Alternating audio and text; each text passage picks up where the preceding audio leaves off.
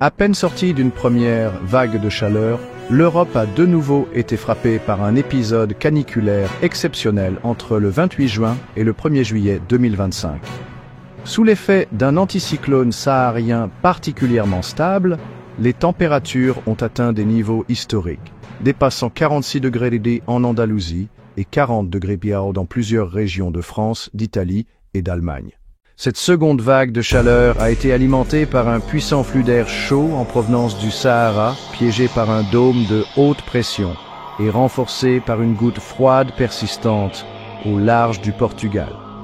Ce phénomène a créé une véritable pompe à chaleur atmosphérique acheminant en continu des masses d'air brûlant sur l'Europe de l'Ouest. Les études d'attribution climatique disponibles confirment que cette vague de chaleur a été en moyenne 2,5 degrés plus chaude que dans le climat pré-industriel. Selon les scientifiques, un tel événement serait devenu jusqu'à 100 fois plus probable à cause des émissions de gaz à effet de serre d'origine humaine. Cette intensification s'inscrit dans une tendance lourde. Les vagues de chaleur en Europe sont aujourd'hui 10 à 25 fois plus extrêmes qu'il y a seulement quelques décennies. Cette canicule tardive a entraîné une explosion des alertes sanitaires dans plusieurs pays européens.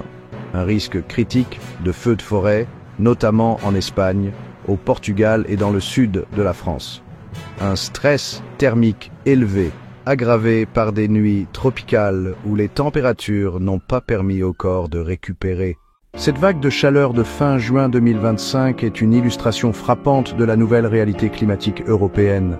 Des épisodes plus précoces, plus intenses et désormais inévitables dans un climat qui continue de se